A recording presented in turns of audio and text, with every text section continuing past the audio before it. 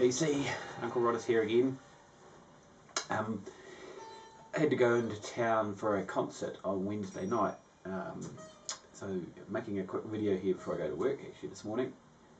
Had picked up some records in town and had a couple of parcels come in yesterday, so I spent a fair chunk of last night actually cleaning them all and getting them ready to listen to, and putting them all on, adding them all to my Discogs listings.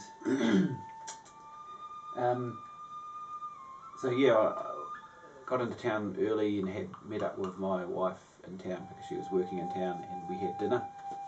But before that I had to do some chores and some work related things, and of course went to the record shop as you do.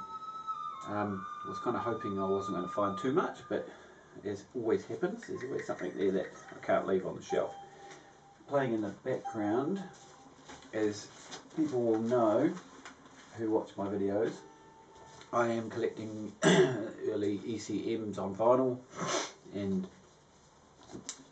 came across this one, Cardona, from Colin Walcott, Don Cherry and Nana Vasconcelos. This is what's playing in the background right now, so quite pleased to find this. This is ECM 1132, recorded in 1978.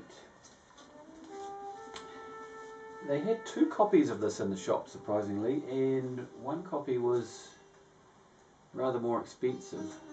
Well, it might have been $10 more or $20 more, I can't quite remember now.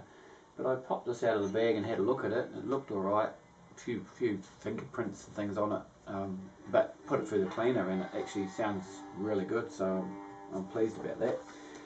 And another, I actually did leave some ECMs on the shelf due to limits of budget, but I did find this one. This was actually very cheap. Looks alright, cleaned up pretty well, haven't played it yet. Sargasso Sea with John Abercrombie and Ralph Towner. ECM 1080. This is an American copy, American pressing, as opposed to the German. The other one was a German pressing. I prefer the German pressings. I think the ECM German pressings are some of the best vinyl that was ever produced. They're absolutely stunning. And even after 40 years, most of the time I find the people who have owned these albums have looked after them considerably well. And there's usually very little surface noise, and the fidelity is usually outstanding. So pleased to have a couple more ECMs to my collection. So I had been looking through, I found those in the new arrivals bins, and I found a couple other records in the new arrivals bin, which I'll get to in a minute. But before I went back to those, I was looking through the jazz section. I usually don't have time to get all the way through the jazz section, but fortunately I managed to come across this, Elvin Jones, Polycurrents, an original Blue Note, and now original Blue Notes do not turn up very often. Price wise it wasn't too bad. It does have a wee tear in the corner there, and it's got a little bit of surface noise. It's from 1969. I really like Elvin Jones, his music. I got one of the new Blue Note reissues of his albums, and I've also got another original Blue Note from, I think, later than this, I think, from memory. But yeah, he's really cool. He's really cool. I'm pretty sure, looking on Discogs, that this is actually an American original of this album. So yeah, I can't see any other indications that it isn't. So but yeah, put this on as soon as I got home after the concert on Wednesday night, and it's really, really cool. So in the new arrival bins, while I was thumbing through those, I was very surprised to find some more Blue Notes. Now Blue Notes do not turn up very often. I've picked up a couple in the shop, just mainly there was a reissue program that went on, I think in the 70s, late 70s, you know, some double albums and stuff, and I've picked up a couple of those. I think there was a Thad Jones one I picked up. But yeah, pretty rare to see Blue Notes. I mean, I'm sure they do come through now and again, because, you know, I'm not in there every day. But anyway, so I was rather surprised to see this in the shop, in the new arrivals bin in the jazz section. Judgment by Andrew Hill with Bobby Hutchinson, Richard Davis and Elvin Jones. Elvin Jones again, excellent. And this actually, as you can see on the front, this is a Connoisseur LP series limited edition audiophile pressing 180 gram virgin vinyl mastered from the original analog source. This is from the 1990s, 1994 in particular, this one. And yeah, so this is a reissue from 94,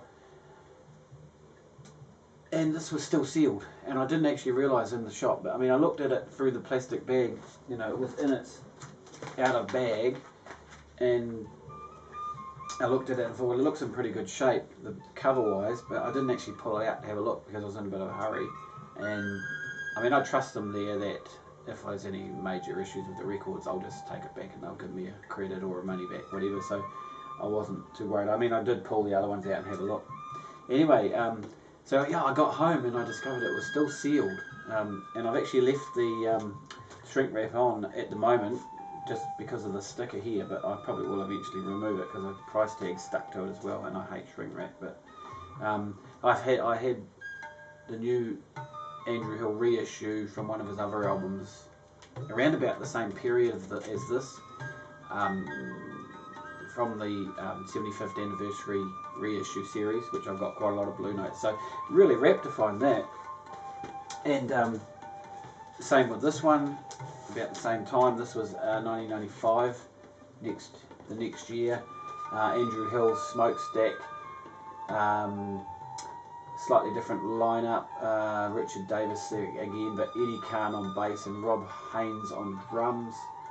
Not sure of the recording of these, but yeah, these came out in sometime in the 60s, I think. And again, like they say, these albums and the other one I've got are all around about the same period. Again, sealed, never been opened, so wrapped about that. I did play a part of one, drop the needle on it after I'd been listening to the Elvin Jones record, and yeah, the vinyl was pristinely clean and beautiful, which is unusual nowadays. So it's really, yeah, really cool. So I'm really happy. I like Andrew Hill, really like his music. It's really pleased to have those. Flying Out is a shop in Auckland, which they have a physical shop, but they do a lot of online sales as well. They are actually the main outlet for Flying Nun Records. So if you're on the Flying Nun website and you actually go to buy anything off the Flying Nun website, it will redirect you to the Flying Out site. So I'm not sure if the shop is actually owned by Flying Nun, but quite possibly. And Flying Nun were having a reissue series. Now they had a subscription type thing where there were 4 albums from the Flying Nun catalogue that were going to be repressed onto vinyl and reissued, and you would pay for them in advance, and once they had raised enough money to get them pressed, it would happen.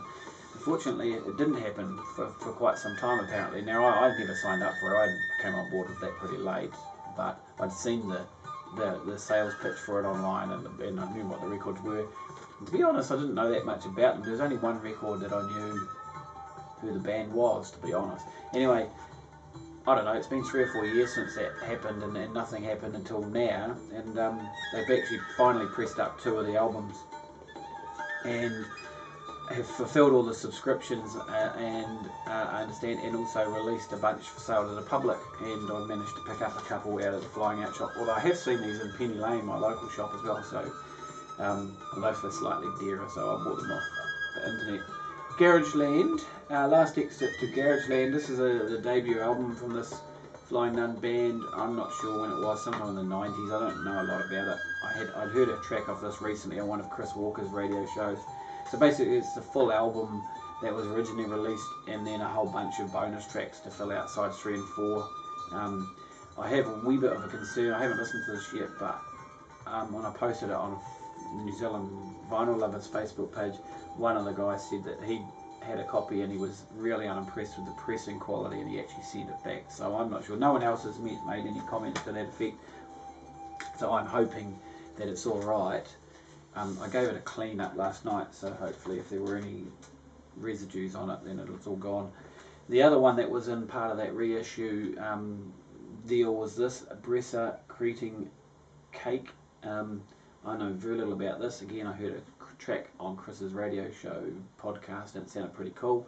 Again, I think it's something, well, they're all from the 90s. That was the thing, it was a 90s reissue thing, but I'd never heard of them. But basically this band is, the name is made up of the surnames of 3 members in the band. So this guy's last name is Cake, one's called Creting and one's called Bressa.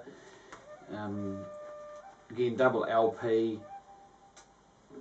Not sure of the history of this one as much as the other one, whether this was an actual EP or whether this is actually an actual release with some bonus tracks, or whether it's actually a compilation. I need to look that up, but haven't played it yet. I'd been trolling through the Flying Out website a couple of weeks back, and they have, it's worth keeping an eye out for albums that have been on their books or in their crates for quite a while and they haven't been sold, and they drop the prices on them. And so I can pick up some reasonably good albums for about $20, New Zealand local stuff.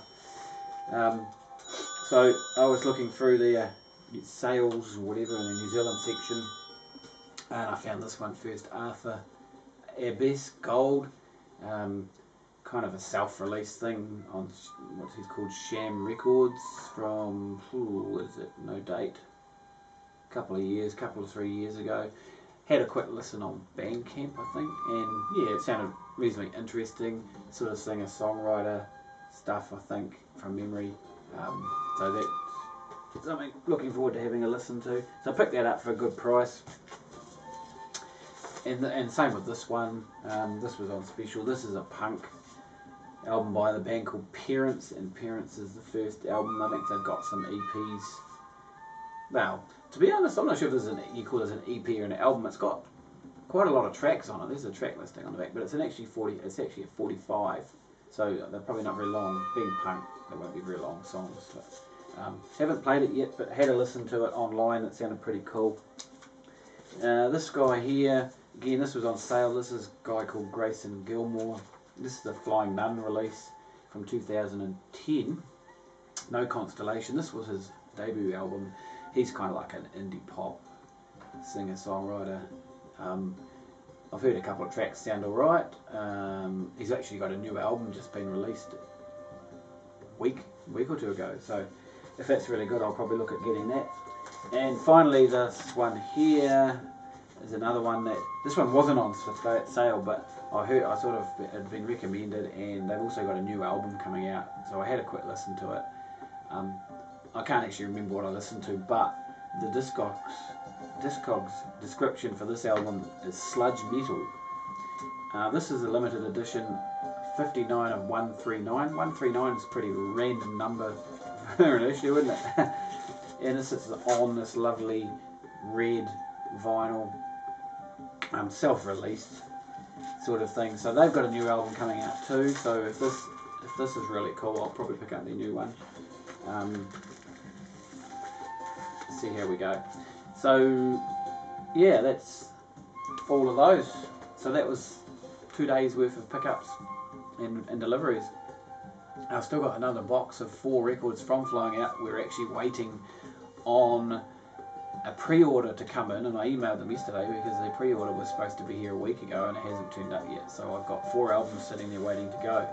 And as a matter of fact, the guy whose album was pre-ordered, I'm going to see him play live in Christchurch tonight. I did see him last year with Don McGlashan, which was really cool, but he's on his own. But they just played solo, those two together last year, but I'm not sure. I assume he has a band with him, I'm not sure, or he may be, because I had a listen to this album I bought of his quite a while ago. I got a CD reissue first up, and sort of a lot of it's piano led, I think, and quite different from his early music. His name is Shane Carter, and he was a member of several high profile indie bands and Flying Nun bands from the early 80s and 90s. So that's going to be really cool. And yeah, and then I've got a couple other records due in. So I keep saying I'm going to be slowing things down, and it doesn't happen.